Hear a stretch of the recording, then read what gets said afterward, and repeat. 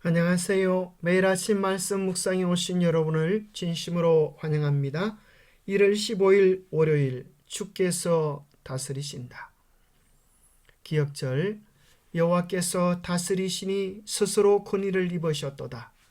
여호와께서 능력의 옷을 입으시며 띠를 띠셨으므로 세계도 견고히 서서 흔들리지 아니하는도다.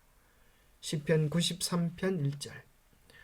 오늘은 시편 97편을 묵상하게 됩니다.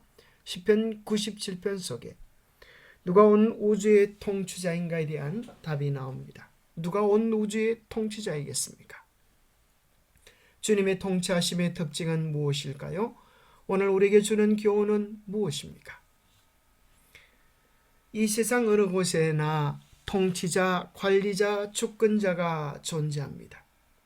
우리가 사는 집에서의 최고의 권위자를 누구라고 합니까? 집에서는 가장이라고 하고, 회사에서는 사장이라고 하고, 공장에서는 공장장이 있어 그 모든 것을 관리하고 주관합니다. 면에서는 면장, 시에서는 시장, 나라에서는 대통령. 그렇다면 온 우주의 주인은 누구이실까요? 누가 이 수많은 별들을 관리하고 돌보실까요? 시편 97편은 이야기합니다. 여호와께서 다스리시나니 땅은 즐거워하며 허다한 섬은 기뻐할지어다. 구름과 흑암이 그를 둘렀고 의와 공평이 그의 보좌의 기초로다. 산들이 여호와의 앞곳 온 땅의 주 앞에서 밀답같이 녹았도다.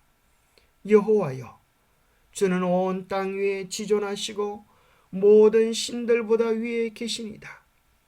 여호와를 사랑하는 너희여, 악을 미워라. 그가 그의 성도의 영혼을 보전하사 악인의 손에서 건지시느니라. 시편은 여호와께서 온 우주를 다스리시며 통치하고 계심을 선포해 주고 있습니다.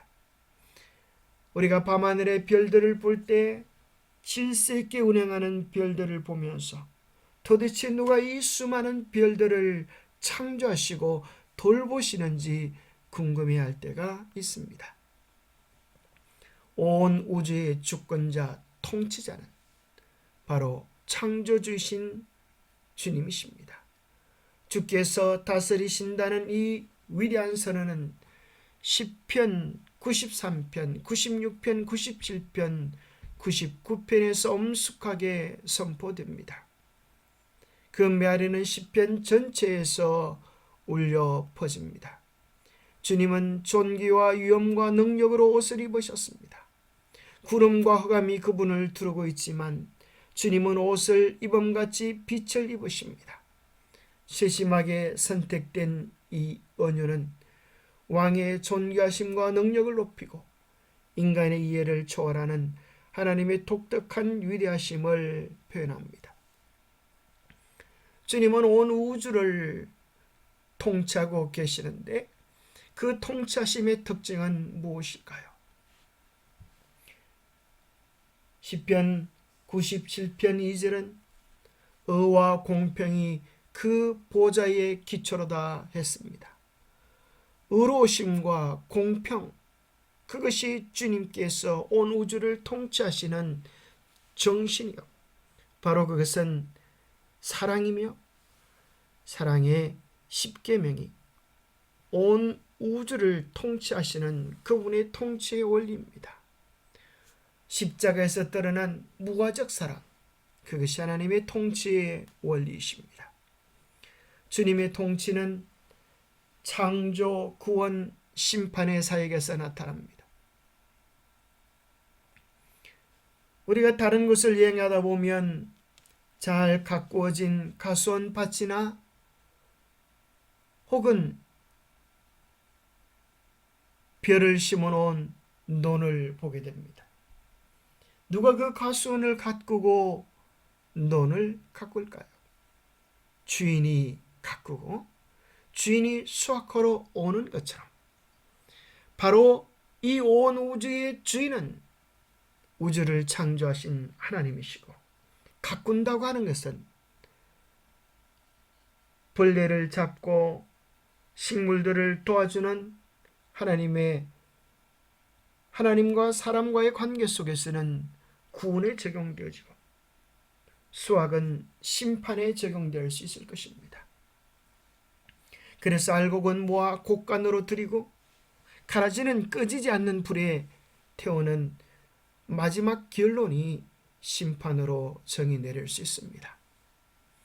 누가 감히 하나님의 농원의 주인이 아닌 자가 수확할 수 있을까요? 오직 하나님만이 온 우주의 최고의 주권자이십니다. 주님은 온 세계와 그분의 왕권을 세우십니다. 하나님의 나라는 그 권세와 위엄을 비교할 수 없는 영원한 왕국이십니다. 주님의 통치는 자비와 공의와 정의 위에 세워지며 피조 세계의 질서와 안정을 가져옵니다.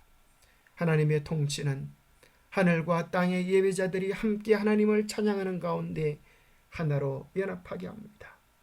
많은 시편은 모든 인류가 하나님의 주권적 통치를 인정하는 모습을 그려주고 있습니다. 죄는 불법에서 시작이 되었습니다. 요한일서 3장 4절에 보면 죄를 짓는 자마다 불법을 행하나니 죄는 불법이라고 했습니다. 하나님께서 이 세상을 심판하실 때에 불법을 행하는 자들 가라지를 모아서 사루어 없앨 것입니다. 마지막 때는 불법한 자가 나타날 것입니다. 마치 온 우주의 주인인 것처럼, 마치 평화의 사도인 것처럼 나타날 것이지만 주님께서 재림하셔서 그 입의 기운으로 그를 죽이시고 강림하여 나타나심으로 피하시며 심판하실 것입니다. 그 심판의 광경을 계시록 20장 10절에는 이야기하기를, 그들을 미혹하는 마귀가 불과 유황못에 던져지니 거기는 그 짐승과 거짓 선지자도 있어 세세토록 밤낮 괴로움을 받으리라고 기록합니다. 창세기 3장에서는 뱀으로 묘사되어졌던 그 존재가 계시록 20장에는 마귀, 또 짐승, 거짓 선지자, 악의 삼일체로 나타납니다. 짐승은 정치 세력이라고 한다면 거짓 선지자는 종교적 세력입니다. 마지막 때에 이 세상의 정치와 종교가 사탄의 도구들로 사용될 것을 생각해 보게 됩니다.